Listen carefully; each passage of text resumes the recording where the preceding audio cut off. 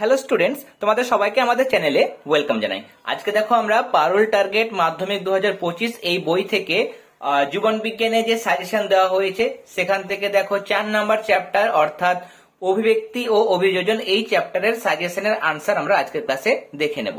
তোমরা জানো এই চ্যাপ্টার থেকে টোটাল 15 নম্বরের প্রশ্ন আসে, যার মধ্যে 3টে থাকে এমসিকিউ, তাহলে 3 নম্বর, আর অতি সংক্ষিপ্ত 1 মার্কসের 3টে প্রশ্ন আসে। তাহলে বুঝতেই পারছো টোটাল 6 নম্বরের ছোট প্রশ্ন এই চ্যাপ্টার থেকে আসে। তাই ছোট প্রশ্নের আনসার গুলো আমরা ভালো মতো ভাবে প্র্যাকটিস করব। দেখো এক্ষেত্রে প্রথম যেটা প্রশ্ন দেওয়া হয়েছে, মিলার ও উরে পরীক্ষাগারে মিথেন, অ্যামোনিয়া ও হাইড্রোজেনের যে অনুপাতটি ব্যবহার করেছিলেন তা স্মরণ করে লেখো। অনেক ক্ষেত্রে এখানে আনসার ভুল দেওয়া হয়েছে, তোমরা কিন্তু কারেক্ট করে নিও। দেখো বলা হয়েছে মিথেন, মিথেনটা মনে রাখবে যে দুভাগ ব্যবহার করা হয়েছিল, অ্যামোনিয়াটাও দুভাগ ব্যবহার করা হয়েছিল এবং হাইড্রোজেন গ্যাসটা 1 ভাগ ব্যবহার করা হয়েছিল। এক্ষেত্রে রাইট আনসার হবে কিন্তু অপশন গ। যদি প্রশ্ন আসে প্রথমে ধরো এই যে অনুপাতটা সেটা কি, এখানে অনুপাতটা হচ্ছে মিথেনের সঙ্গে অ্যামোনিয়া তার সঙ্গে হাইড্রোজেন, এই অনুপাতটা হচ্ছে 2:2:1। যদি বলে মিথেন, হাইড্রোজেন ও অ্যামোনিয়া, তখন তোমাদের আনসারটা হবে 2:1:2।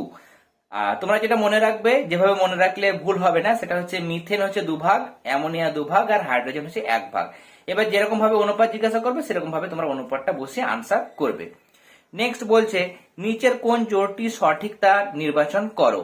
এখানে আমরা দেখতে পাচ্ছি যে প্রাকৃতিক নির্বাচন যেটা সেটা হচ্ছে ডারউইনের মতবাদ, অপশন খ হচ্ছে রাইট আনসার। ঘোড়ার অভিব্যক্তির কোন পর্যায়ে অগ্র ও পশ্চাৎ উভয় পদে খুরযুক্ত তৃতীয় আঙুলটি দেখা যায় তা স্থির করো, আনসার হচ্ছে ইকুয়াস। এরপরে ঘোড়ার বিবর্তনের ধারায় নিচের কোন পরিবর্তনটি ঘটেনি, কোনটা ঘটেনি। দেখো অগ্র ও পশ্চাৎ পদের দৈর্ঘ্য বৃদ্ধি এটা ঘটেছে। এক্ষেত্রে বলছে প্রতিটি পদে তৃতীয় আঙুল ছাড়া অপর আঙুলগুলির হ্রাস প্রাপ্তি ঘটেছিল, গ্রীবা এবং মস্তকের প্রলম্বন হয়েছিল, মানে দীর্ঘায়িত হয়েছিল, লম্বা হয়েছিল। চতুর্থ আঙুলের দৈর্ঘ্য স্থূলত্ব বৃদ্ধি পায়নি, তৃতীয় আঙুলের বৃদ্ধি পেয়েছে, তার মানে কোনটা ঘটেনি, অপশন খ হবে রাইট অ্যান্সার। উটের লোহিত রক্তকণিকা লঘু স্মারক রক্তে সর্বাধিক কত শতাংশ প্রসারিত হতে পারে তা স্থির করো। এটা ভীষণ ইম্পর্টেন্ট কোশ্চেন। উটের যেটা লোহিত রক্তকণিকা বা আরবিসি নিজের আয়তনের বা আকারের থেকে আরো বেশি, মোটামুটি 240% পর্যন্ত প্রসারিত হতে পারে এবং এভাবে সে জলটাকে সংরক্ষণ করতে পারে। তাহলে অপশন ক হবে রাইট অ্যান্সার। নিচের কোনটি ডারউইনের মতবাদের অন্তর্গত নয় তা নির্বাচন করো। এক্ষেত্রে দেখো প্রথম যেটা দেওয়া হয়েছে অর্জিত বৈশিষ্ট্যের বংশানুক্রমিক সঞ্চারণ, এটা ডারউইনের নয়, এটা হচ্ছে ল্যামার্কের মতবাদ, তার মানে এটা সঠিক নয়। এরপরে আমরা পরের পাতায় চলে যাব। দেখো এখানে আমাদের 1.7 বলেছে অস্তিত্বের জন্য সংগ্রামের সঙ্গে নিচের কোনটি সংশ্লিষ্ট তা স্থির করো, আনসার হবে দেখো সীমিত খাদ্য ও বাসস্থান, অপশন ঘ। পৃথিবীতে প্রাণ সৃষ্টির সময় পরিবেশের যে গ্যাসটি অনুপস্থিত ছিল সেটা ভীষণ ইম্পর্টেন্ট কোশ্চেন, অক্সিজেন ছিল না, পৃথিবীর পরিবেশ ছিল বিজারক ধর্মী। নেক্সট, বিজ্ঞানীদের মতে পৃথিবীতে জীবন সৃষ্টির প্রাক পরিবেশটি কেমন ছিল। এক্ষেত্রে প্রাক পরিবেশটি ছিল সমুদ্রের জলে তপ্ত লঘু স্যুপ, যেটাকে বলা হয় হট ডাইলিউট স্যুপ, অপশন ক। ডারউইনের মতবাদ প্রদত্ত কোন মতবাদের ব্যাখ্যা দিতে অসমর্থ হয়েছে, মানে কোনটা ব্যাখ্যা করতে পারেনি। প্রকরণের উদ্ভব সম্পর্কে ডারউইন ঠিক মতো ভাবে ব্যাখ্যা করতে পারেনি। ছোটখাটো প্রকরণ সেগুলো সম্পর্কে বলেছে, কিন্তু প্রকরণের কারণ কি, কেন প্রকরণটা ঘটে সেটার সম্পর্কে সঠিক ব্যাখ্যা ডারউইন দিতে পারেননি। 11 নম্বর প্রশ্ন, কোনটি সঠিক, কোন ক্রমটি। এক্ষেত্রে দেখো ইওহিপ্পাস, মেসোহিপ্পাস, মেরিচিপ্পাস, প্লায়োহিপ্পাস এবং সব শেষে হচ্ছে ইকুয়াস, তার মানে অপশন গ হবে রাইট আনসার। 1.12 নিচের কোনটি ইকুয়াসের বৈশিষ্ট্য নয় তা শনাক্ত করো।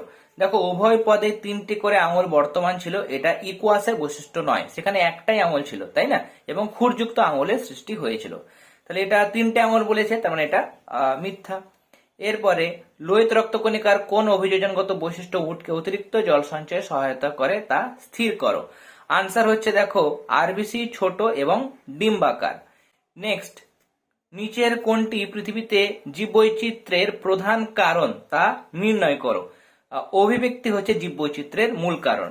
নিচের কোনটি অস্থিযুক্ত মাছের পটকার গ্যাস শোষণ করে, এটা ভীষণ ইম্পর্টেন্ট কোশ্চেন। যেটা গ্যাস শোষণ করে। দেখো অগ্রপ্রকোষ্ঠ যেটা সেটা ক্ষেত্রে গ্যাস তৈরি হয়, এবং পশ্চাৎ প্রকোষ্ঠে যেটা রেটিয়া মিরাবিলিয়া থাকে সেটা ওই উৎপন্ন গ্যাসটাকে শোষণ করে নেয়। তাহলে এক্ষেত্রে অপশন ক হবে রাইট আনসার।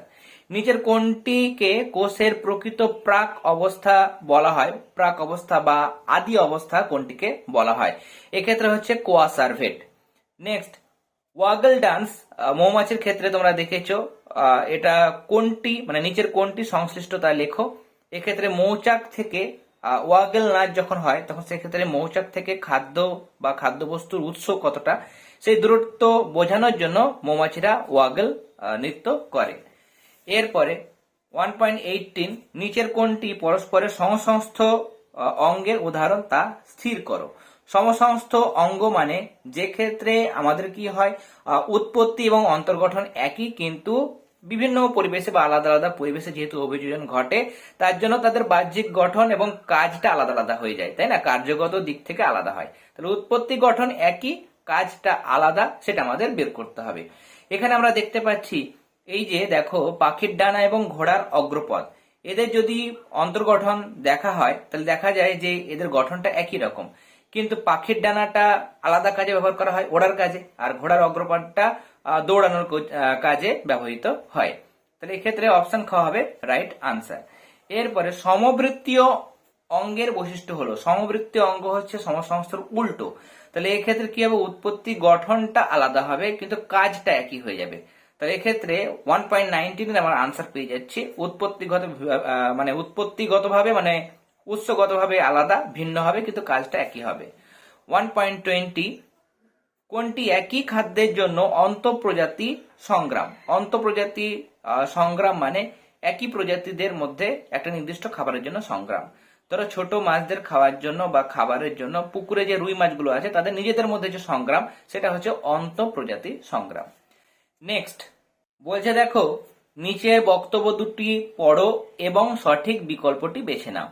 প্রথম বক্তব্য, জীবেদের মধ্যে অস্তিত্বের জন্য সংগ্রাম দেখা যায়, এটা সঠিক দেওয়া হয়েছে। দু নম্বর যে বক্তব্য, জীবেরা অত্যধিক হারে বংশবৃদ্ধি করে কিন্তু খাদ্য ও বাসস্থান সীমিত, এই দুটো বক্তব্যই সত্য। প্রথমে এবার আমরা অপশনগুলো দেখে নেবো। বলছে প্রথমটা সঠিক, দু নম্বরটা ভুল, এটা হবে না, দুটোই সঠিক। এখানে বলছে দু নম্বরটা ঠিক, এক নম্বরটা ভুল, এটাও ভুল দেওয়া হয়েছে। 1 আর 2 সঠিক, এবং বক্তব্য 2 বলছে 1-এর সঠিক ব্যাখ্যা নয়, এটাও ভুল। তার কারণ হচ্ছে এই দুটো সঠিক এবং তার সঙ্গে এই যে 2 নম্বর বক্তব্য যে জীবেরা অত্যধিক হারে বংশবৃদ্ধি করে এবং খাদ্য এবং বাসস্থান সীমিত, এই কারণের জন্য কি হয়, জীবেদের নিজেদের মধ্যে অস্তিত্বের জন্য সংগ্রাম দেখা যায়। তার মানে বক্তব্য 2 বক্তব্য 1-এর সঠিক ব্যাখ্যা। তাহলে অপশন ঘ হবে রাইট আনসার। শেষ এমসিকিউ, ওই ব্যক্তির সঙ্গে সম্পর্কিত কোন বক্তব্যটি সঠিক নয়? সমস্ত অঙ্গ অপসারী ওই ব্যক্তির সাক্ষ্য বহন করে, এটা ঠিকই দেওয়া হয়েছে। তার কারণ সমস্ত অঙ্গের ক্ষেত্রে আমরা একটু আগে দেখলাম যে উৎস একই, কাজটা আলাদা। তাহলে অপসারী ওই ব্যক্তি বা অপসারী বিবর্তনকে নির্দেশ করে, তাই না? সমস্ত অঙ্গ অপসারী বিবর্তন, আর সমবৃত্তীয় অঙ্গ সেটা হচ্ছে অভিসারী বিবর্তন, এটা তোমরা মনে রাখবে। নেক্সট বলছে পতঙ্গের ডানা বাদুড়ের ডানা হলো সমস্ত অঙ্গের উদাহরণ। এক্ষেত্রে এই দুটো হচ্ছে সমবৃত্তীয় অঙ্গের উদাহরণ, এটা সমস্ত অঙ্গের উদাহরণ নয়। তাহলে সঠিক নয় কোনটা? অপশন খ হবে রাইট আনসার।